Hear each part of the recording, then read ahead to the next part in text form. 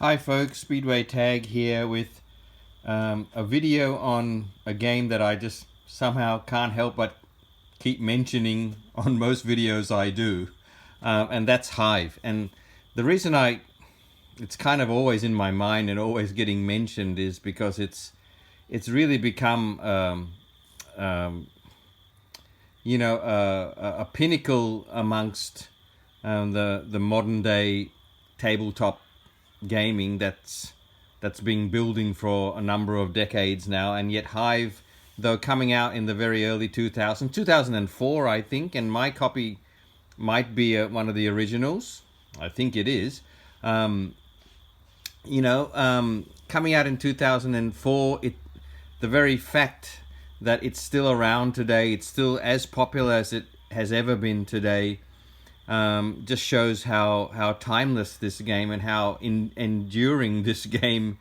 has been. Strangely enough, it is just an abstract game, but it's an abstract game with a theme as well, which doesn't cloud the fact that it is abstract. But the theme, as I said in a couple of my other videos, even if the theme is slight as it is here, it's wonderful, and I think it does make the game even more enjoyable, as you'll see in a minute. There's tons and tons of videos about Hive. I'm not going to be able to add anything new to what's already been said about this classic game. But I just wanted to contribute my own video to the whole mix. You never know, something might come out that someone hasn't heard before. 2004 this game came out. It might even be considered the chess of our time, the chess of the modern day, tabletop designer board gaming era. And I wouldn't disagree with that, because yes, it has that element of this timelessness, this element, just like everybody knows chess. You can almost say that about Hive now. In the original, that's the original box. Okay, that's the original box there, and it had a couple of other games by the designer John Yanni on the side there, and when you open the box, the pieces came in this beautiful bag, which thankfully I've looked after and is still in pretty good nick. Yeah, it looks like a soccer ball sometimes. Maybe I wish it didn't, right? But anyway, that's the lovely bag it comes in, and then if you don't want to keep it in that bag, you can store them in the insert there as well. Right, but the bag is great. I hear people saying, "Oh, once you've got the bag, you can throw the box away." Hey, I'm not throwing my original box of Hive away for anybody, right? So I'll have the bag and the box. Thanks very much. This is a game about insects. Okay. Each person gets 1, 2, 3, 4, 5, 6, 7, 8, 9, 10, 11 pieces. Right? You'll get a queen bee. You'll get 3 soldier ants. You'll get 3 grasshoppers. You'll get 2 beetles, and you'll get 2 spiders. Okay, these pieces are made, and I'll never forget when I first opened the box and I felt these hard Bakelite pieces. I thought, oh, gee, like, this is not what I'm used to when it comes to quality of components growing up in the 80s, right? These are fantastic Bakelite strong components. Each person gets, in the base game, I'll show you these expansions in a minute, but in the base game, that's what you get, those 11 pieces in white, and the black players ones look like this. They look fantastic, right? And there's his queen bee and soldier ants, grasshoppers, beetles, and spiders. Very quickly, the object of the game is to completely surround your opponent's queen bee. So, if you like, in terms of chess, that's your king, okay? But it's a queen, right?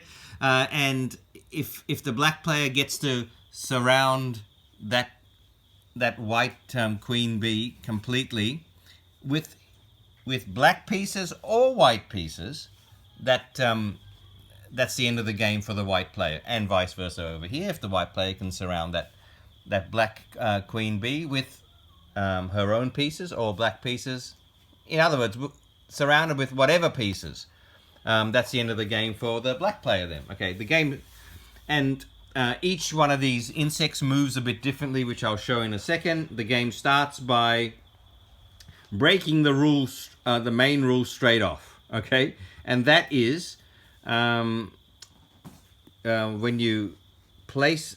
Oh, well, here's something also that I remember. It just came into my mind when I got this game. There's no board for this game, right? And I know we're used to that now, 20 years on. But at the time, reading the back of the box and realizing there's no board for this game, the board creates itself as you play. Fantastic. I know, like, we take that for granted now, but it was eye-opening to me at the time. The way we start, just wherever you are, park bench, kitchen floor, whatever. White puts down a piece, and black puts down a piece next to it. Let's say maybe he takes his grasshopper and puts that there. Okay, that's the only time that first move is the only time you're allowed to play a piece touching an opponent's piece. From now on, every piece you place has to only touch one of your pieces. Okay, and you have to place your queen bee within your first 4 moves. That's absolutely the rule. And then once your queen bee is placed, only then can the pieces that are already there start moving. Okay, so once the bee is down, then you can start moving. You can add or you can move. Okay, so then this guy might decide to place this grasshopper here, right? You can't place it anywhere around there because it has to now touch only her own piece, right? This black player might decide to, you know what? The black player might decide, okay, I'm going to come in early and I'm going to play my queen and play the queen there. The white player might also do the same and say, okay, this might be a good time to play my queen.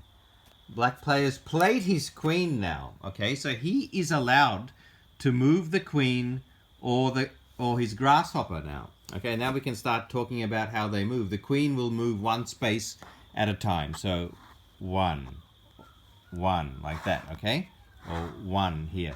Now when you move, you're allowed to come in contact with your opponent's pieces. So I for example, can move this queen here now, okay? And he's going to do that. All right, and, well, the white player now is going to, is thinking, what's he up to? But might place... my beetle, says the white player, and places the beetle there. Okay, black player says I better start getting some of my things on the board, and places this ant here. Okay, let's have a look at another movement. We've seen the queen.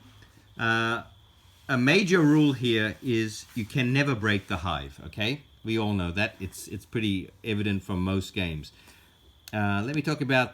I'll illustrate this by also teaching you how the grasshopper moves. The grasshopper piece will jump in a straight line and drop in the first available empty space. So this grasshopper, you normally would be able to jump across there in a straight line and drop down there. But it can't, because in doing so, it'll break the hive. In other words, it'll divide the hive into more than one unit. Okay, so that grasshopper can't get out of there. Neither can that grasshopper get out of there. So he's not going to do that yet. So his turn, he might decide to move this queen over here. Okay, remember the queen can move 1. Now let's have a look what the ant can do. The ant can scurry around the edge of the hive as long as it wants and as far as it wants. Again, let me mention the theme is not so pasted on as you might think, because as the bee moves 1, the grasshopper jumps just like a grasshopper, and the ant scurries around the outside just like an ant. So this ant can move here, and keep moving all along here until it wants to stop. So it can actually keep moving all the way along the edge of the hive, and it might stop there. Okay. And then this player might decide to, okay, what shall I do? I might move my beetle. How do beetles move? Beetles can move 1 space at a time like the queen, but it's got the added ability of actually moving on top of the hive. So that beetle can actually move up here and sit there. So now that piece is not a grasshopper, that's considered a beetle. And that beetle might, in subsequent movements, start moving on top of the hive like that and then drop down next to that bee to surprise it and say, well, look, you know, there's a third piece now. You better start getting a bit worried. So the beetles can move on top of the hive and then drop down into curly spaces that other pieces cannot get to. All right, black player might introduce another grasshopper. Okay, so he might go here. Okay, put that grasshopper there. The white player might move its beetle across here. Black player might use the grasshopper to jump in that line and drop into the first empty spot. Okay, so there we go. So this queen has now got three pieces around it. She's also locked because she can't move out of there, because if she did, she would break the hive in two. So well done, black player. Okay, so now we go to white again. White's going to move that beetle and drop down here. Okay, black is going to introduce his spider. Okay, now this is handy because now that he's got some black pieces over here, he can introduce his spider there. Okay, because remember, you can add it to any one of your pieces that is already on the board. The white player might add an ant here, over there. Okay, and I'll show you how the spider moves now. I think that's the last one. We haven't done that one yet. The spider moves in just 3 spaces every time, and it has to be 3. If it can't move 3, it's not allowed to move.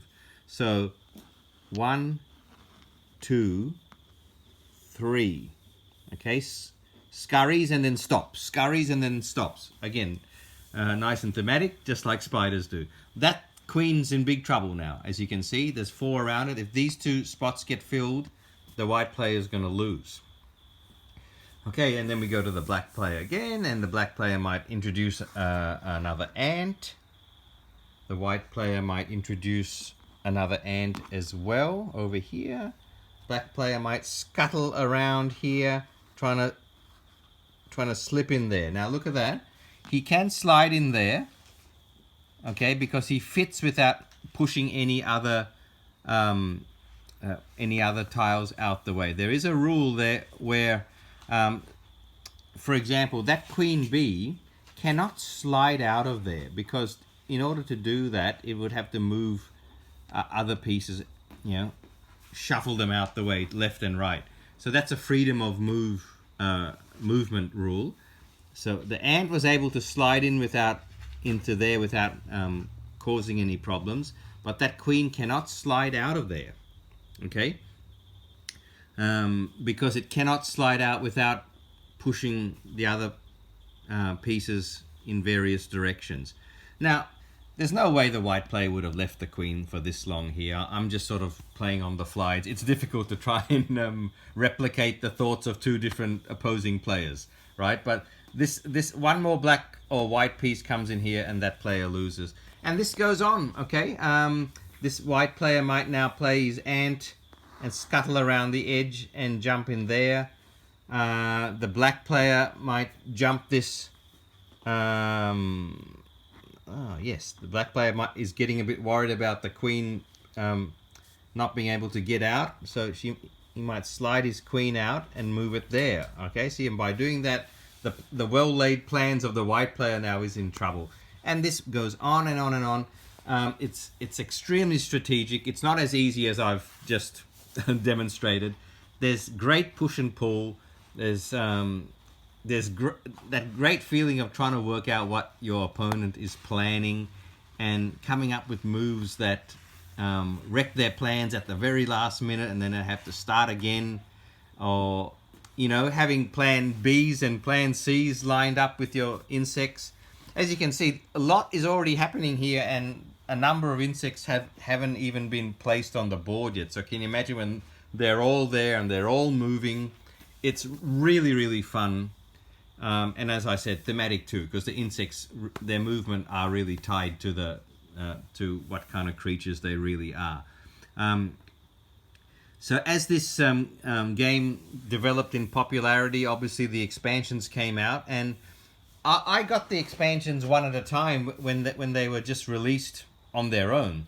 And so the mosquito, the ladybug, and the pillbug came out in subsequent years, and they're just, if you're interested, that's the little rule books for each of them that were attached to the little plastic cases that they came in. And what's that one? That's the pillbug right there. A few more rules for the pillbug. So these little small rule sheets came in plastic sachets with these new pieces. Now, 11 pieces to start the game. You can add after a number of games of playing Hive, you welcome these new pieces, and they're fabulous. The mosquito, its movement, it replicates any piece that it's touching. So let's say the mosquito, the white player added her mosquito there. Next time she wants to move the mosquito, she can replicate the move of a beetle, which means suddenly the mosquito can start walking on top of the hive, or it can replicate an ant, so it can scurry all the way around the hive like that. So whatever the mosquito is touching, it can replicate. It's kind of like a semi-wild like that. The ladybug, let's do the black one. The ladybug is really cool because it can drop into holes that normally other tiles might not be able to slide into. The ladybug moves 2 on top of the hive and then drops down. Okay, so let's say the ladybug was here, right? It would be game over. Why? Because she moves 1, 2, and then drops down.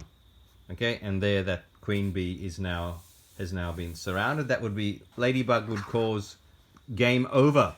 And finally, the pillbug, which was the last one released. The pillbug just moves 1 space, just like the queen, but it has got a special ability in that what it can do, let's say for some reason the pillbug was here. Okay, don't know how he got there, but maybe he crept all the way around the outside of the hive.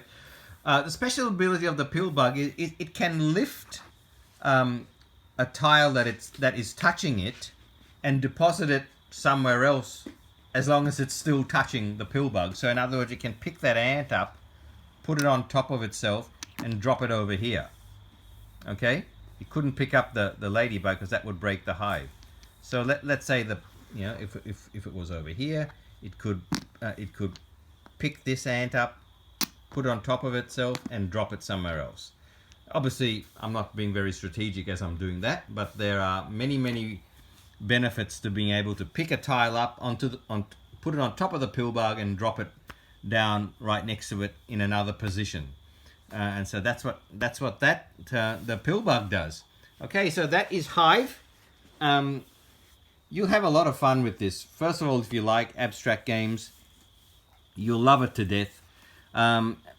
If you like great components, you'll love it to death as well. In 2000, I think it was 2010, I also bought Hive Carbon, which you'll see many videos of this online as well. The Hive Carbon actually was a release that came with the ladybug and the mosquito, because by that time those 2 expansions had come out, not the pillbug. And the beauty of Hive Carbon is it's got another bag, but all the pieces, as you can see there, wow, that looks nice. They're just black and white. And I must say, some bugs look better in black and white. I certainly think the mosquito there does, because the black mosquito is not as clear with that silver illustration on it.